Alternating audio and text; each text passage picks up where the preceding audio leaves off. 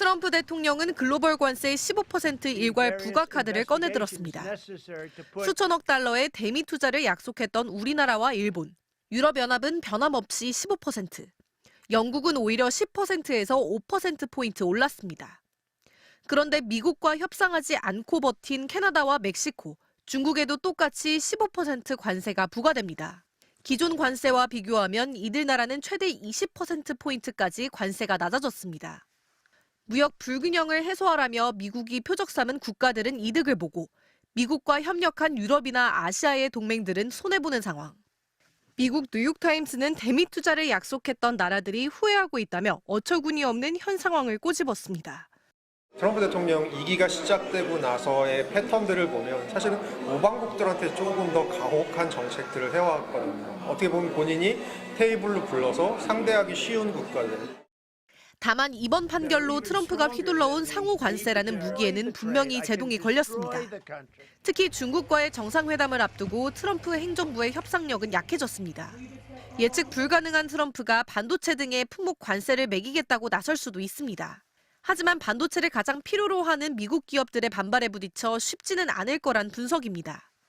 잘 못 건드릴 거예요. 지금 빅테크가 안 그래도 데이터 센터 만드는데 엄청나게 반도체가 필요하고 물량이 딸린 상황이라서 미국과의 무역 합의를 깨겠다고 나선 국가는 아직 없습니다. 유럽연합은 새로운 관세가 무역 합의 위반이라고 반발했고 영국도 불리한 상황이 되지 않도록 미국과 협의하고 있다고 강조했습니다.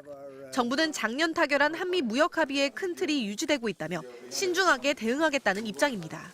MBC 뉴스 이혜선입니다. 전 세계 60여 개국의 정상들이 모인 미넨 안보회의. 반세기 넘게 대서양 동맹, 즉 미국과 유럽의 안보 협력을 상징해왔지만 올해 분위기는 전혀 다릅니다. 트럼프 대통령의 몰아치는 관세 압박, 뒤이어 그린란드 사태를 겪은 유럽 정상들에게 공공의 적은 러시아나 중국이 아닌 미국이었습니다. Der Führungsanspruch der Vereinigten Staaten jedenfalls ist angefochten, vielleicht schon verspielt. 프랑스 마크롱 대통령은 더 노골적이었습니다. 관세와 그린란드를 콕 집으면서 유럽이 힘을 길러야 한다고 역설했습니다. Fending off unjustified tariffs and politely declining unjustified claims on European territory. 유럽 정상들의 공통된 목표는 전략적 자율성.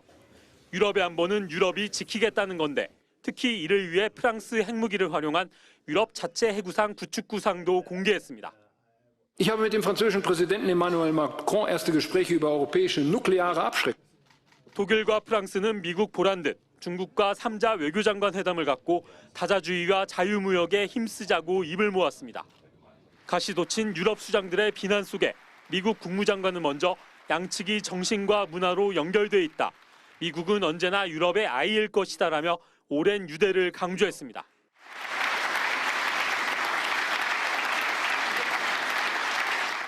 하지만 기존 세계 질서는 적들에게 유리했고 이민으로 서구 세계가 무너지고 있다면서 트럼프식 반자유무역과 국경 봉쇄에 합류할 것을 또다시 주문했습니다. It is an urgent threat to the fabric of our societies and the survival of our civilization itself. 지금도 우크라이나와 전쟁 중인 러시아에 대한 논의는 사실상 뒷전으로 밀렸습니다. 국제 질서를 지탱하던 대서양 동맹 사이의 불신과 균열이 그 자리를 차지하고 있는 모습입니다. 뮌헨에서 MBC 뉴스 이덕영입니다.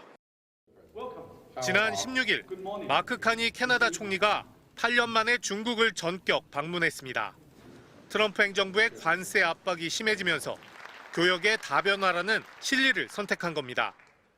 Canada and China now have the opportunity to work more closely together to strengthen the world's multilateral institutions. 트럼프 대통령은 자신의 SNS를 통해 곧바로 경고장을 날렸습니다.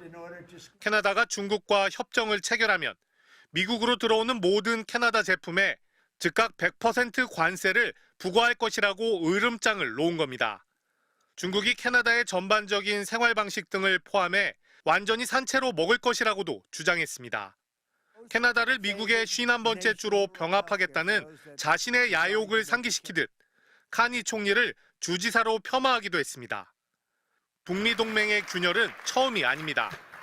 카니 총리가 지난 세계경제 포럼에서 미국의 일방주의를 비판하자 트럼프 대통령이 즉각 받아치기도 했습니다. They should be grateful to us. Canada lives because of the United States. Remember that. 트럼프의 이런 행보는 중국 견제의 의지도 담겨 있습니다. 캐나다가 안보 위협을 느끼면서 중국과 가까워지려고 하잖아요. 트럼프 행정부가 좌시할 이유가 없죠. 중국과 손을 맞잡고 중견국들의 연대를 촉구한 캐나다의 행보에 미국이 압박을 가하면서 북미 지역도 갈등이 커질 걸로 보입니다. MBC 뉴스 박진준입니다.